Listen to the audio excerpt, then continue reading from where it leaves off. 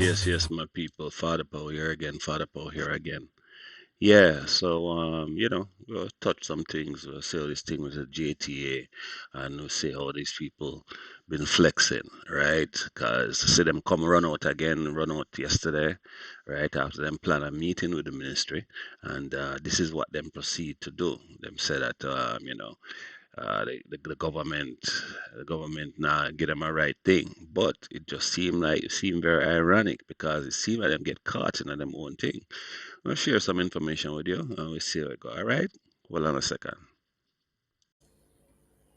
The Jamaica Teachers Association, JTA, has given the Finance Ministry a deadline of midnight August 17 to present a better wage proposal for the nation's teachers, failing which it will activate its membership to respond.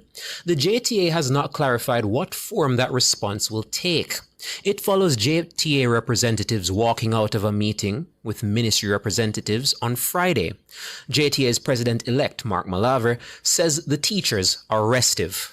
Are we expecting industrial action? Well, at this point in time, all options are on the table. The matter will be placed to our delegates, and we will subject ourselves to the dictates of our delegates. Do you foresee a disruption in our school year come September? Well, what I can say to you is that the teachers are highly agitated. We are in WhatsApp groups with our teachers. They are highly agitated, and all that we are asking for is a livable wage. No explanation was given as to why. The minister indicated that this was not a negotiation meeting. We countered the minister to say that was what we came for, to negotiate. The minister sought to bring up previous matters which we felt were closed, and we indicated that to the minister and that we are essentially here to continue negotiations. Mark Malaver, president-elect of the JTA. In a statement issued after the talks, the JTA says the nation's teachers deserve a livable wage. The ministry has offered 0% in year 1 and 2.5% in the following 3 years. The JTA says the offer is disappointing and unacceptable. The association is demanding that a revised offer be placed on the table ahead of its annual conference scheduled for August 18 to 20, 2025 at the Princess Grand Hotel in Hanover.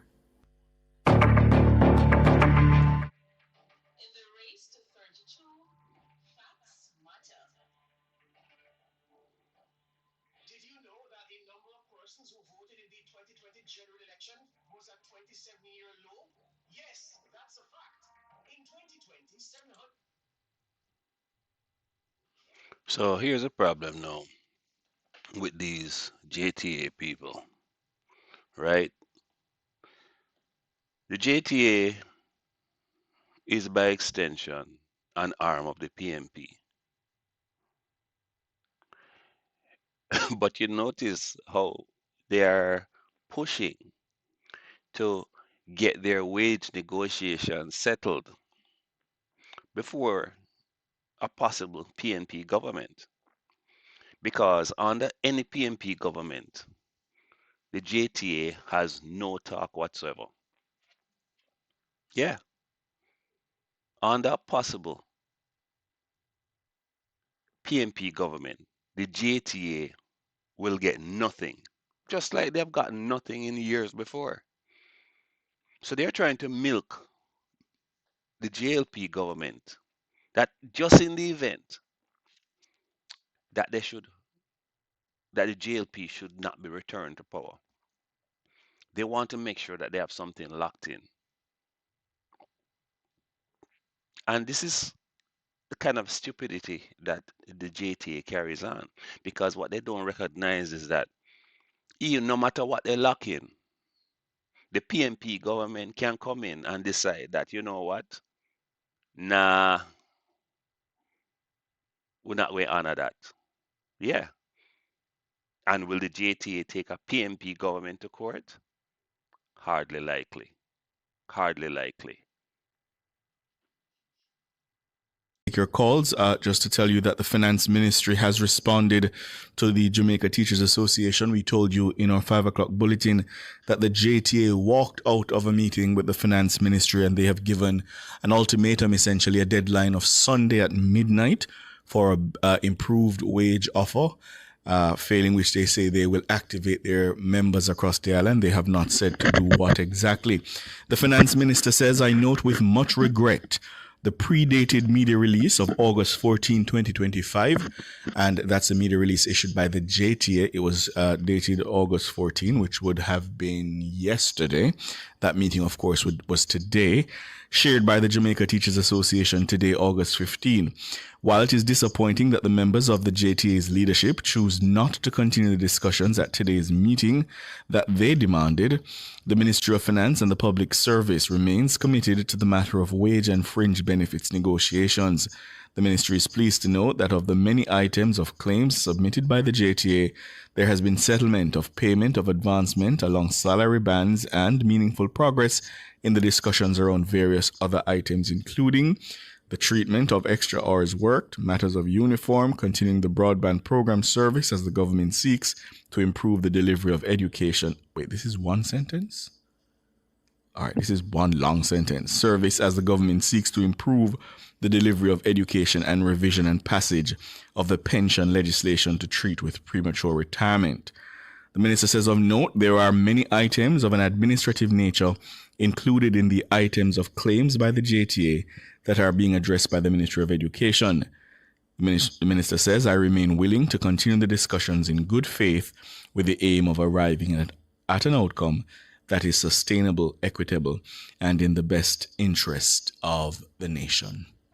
I understand the ministry's offer, 0% in year one, and I think it's 2.5% in the following 3 years. So we'll continue to watch that and see what happens. We're going to take your calls now.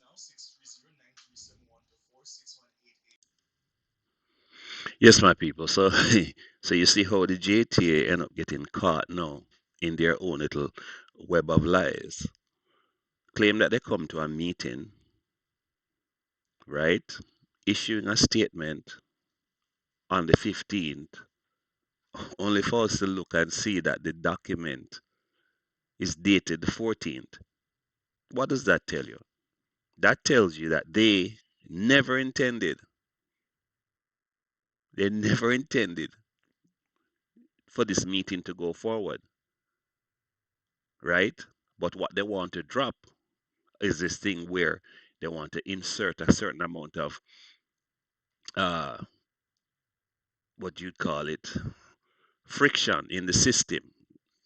Because what? Monday is nomination day, and you giving the government, you serving ultimatum on the government, huh, for Sunday, right? But the truth is, we see what we see your play, because here it is. You had a meeting with the ministry on the 15th, which is Friday, and then when you issue your document is dated the 14th. So this was pre-planned. You never intended. You didn't come in good faith. You intended to cause this kind of friction. And so now you want to kind of rile up the parents. Because what? The JTA is an arm of the PNP. I don't care what they want to say. They're an arm of the PNP. And they only carry out the mandate of the PNP. You think JTA really like this government? No. Because what? All the things that are being done are going to require that the members be held to a standard. For years, these same teachers have not been teaching the students. They don't teach them during the daytime, but they line them all up to come to extra lessons after school, which is paid. Right? They keep talking about how much they have done. The results do not show that. The parents of Jamaica have not been receiving value for money. All their wages are paid by taxpayers. But yet these same people just shuffle the children. You know, so the child can not reading cat, baton, rat in grade 1, but you still move him to grade 2. And you keep moving him through the system. And then when he gets to high school, you're going to say, oh, they can't read. Come on, man. Was it the rest of Jamaica is blind to this? You've been shuffling the children, and every year you come wanting more. Talk about a livable wage. Left up to me, you wouldn't get a dime. I'd have run with every single one on them, and I'd have bring in some people who really want to teach.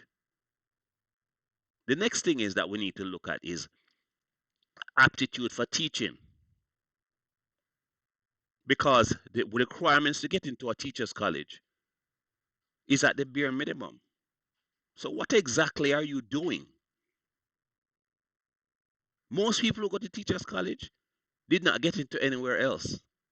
If they went to university afterwards, that was because they had a teaching diploma, but they couldn't get into anywhere else, and that's why they went to teachers college. Most of them don't want to teach.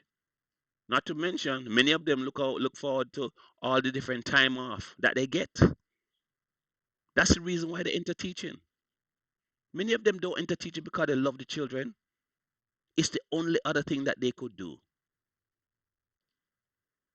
What you used to get into a teacher's college, you can't get into no other place with that. So, this thing with the teachers, I have a real bone to pick with them. A real bone to pick. Because I think that many of them are dishonest. Dishonest in their approach. They don't really want to teach. They just shuffle the children through, and they go do this thing of just go for the low hanging fruit. Many of the kids who excel, they excel because they had it in them. Not necessarily because many of these teachers helped them. Now, don't get me wrong. I'm not trying to bundle everybody. There are some good teachers in the system. But I can tell you that most of them are horrible. Most of them are horrible. But this is the group that is used by the PNP to beat the government over the head. This is the group that has the ability to affect the most people. Because when they affect the children, they affect the parents. It's the same reason why they still want to keep the taxi drivers and not use a bus system. Because with the taxi drivers, again, it's the PM Pickers Guild Committee application here. When you keep the taxi drivers in play, but it means that even if you're not in government, you can use the taxi drivers to create upheavals in the society. Parents have no other way to get their kids to school. They're using these taxi drivers. Taxi drivers decide that they're going to withdraw the services. JTA, taxi driver, all of these groups are the same. They're simply arms of the PNP, trying to create all kind of problems, not trying to solve anything.